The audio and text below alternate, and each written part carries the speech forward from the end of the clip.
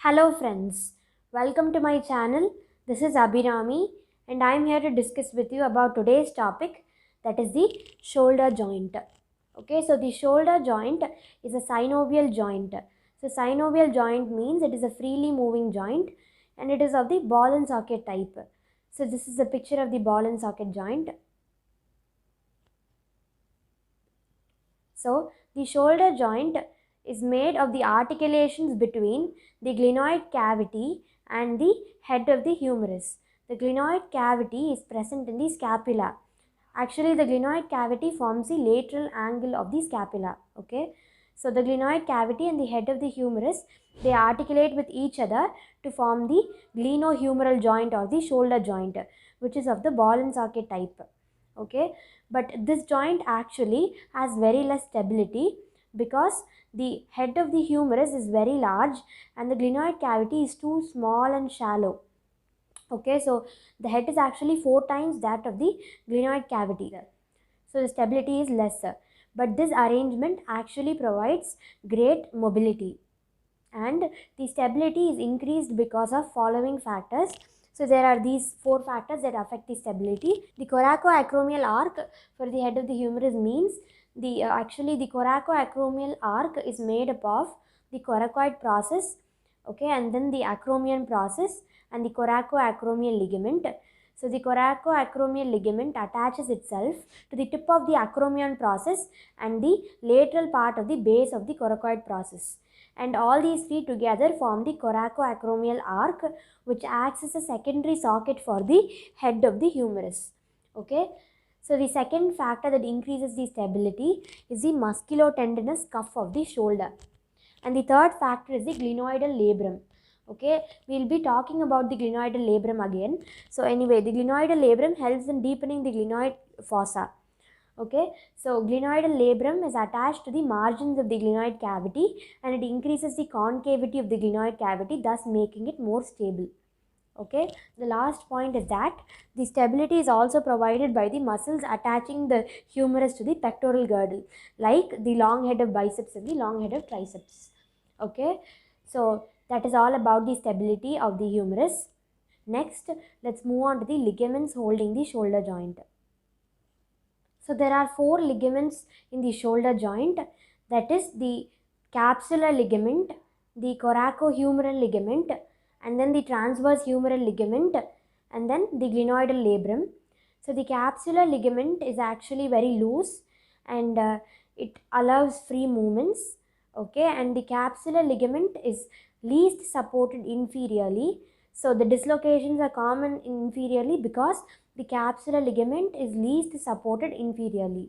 Okay, so dislocations are common inferiorly. These dislocations may lead to the damage of the axillary nerve, which is closely related to the inferior part of the capsular ligament. Okay, so the capsular ligament is attached medially to the margins of the glenoidal labrum and over the supraglenoid tubercle, and laterally it is attached to the anatomical neck of the humerus. Okay, so medially it is attached to the margins of the glenoidal labrum and over the supraglenoid tubercle, and laterally it is attached to the anatomical neck of the humerus. So the supraglenoid tubercle is actually an outgrowth. Tubercle means an outgrowth and supraglenoid tubercle means an outgrowth above the glenoid cavity. Okay, an anatomical neck divides the head from the upper end. So there are exceptions to what I just said now. That is, the capsular ligament attaches itself to the anatomical neck of the humerus laterally, but there are exceptions to it. That is, that the inferiorly the ligament extends up to the surgical neck. The surgical neck divides the head and the shaft of the humerus. Okay, and superiorly it is deficient for allowing the passage of the tendon of the long head of biceps brachii. Okay, so the joint cavity communicates with the subacromial bursa and then the infraspinatus bursa and the synovial sheath for the long head of biceps brachii. And anteriorly the capsule is reinforced by supplementary bands that are the middle, inferior and superior glenohumeral ligaments, and the capsular ligament is covered by a synovial membrane. Synovial membrane helps with the friction. So the capsular ligament is covered by a synovial membrane, and the synovial membrane extends down to form the tubular sheath of the tendon of the long head of biceps brachii. Okay, so now let's move on to the next ligament, that is the coracohumeral ligament. So the coracohumeral ligament is attached to the root of the coracoid process and the neck of the humerus opposite to the greater tubercle. Okay, and the coracohumeral ligament gives strength to the capsular ligament. Okay, so this is the image of the coracohumeral ligament. So the next is the transverse humeral ligament. So the transverse humeral ligament bridges over the bicipital groove. Okay, and the transverse ligament bridges over the bicipital groove, which is present in between the lesser tubercle of the humerus and the greater tubercle of the humerus. And the tendon of the long head of biceps brachii passes deep into this ligament.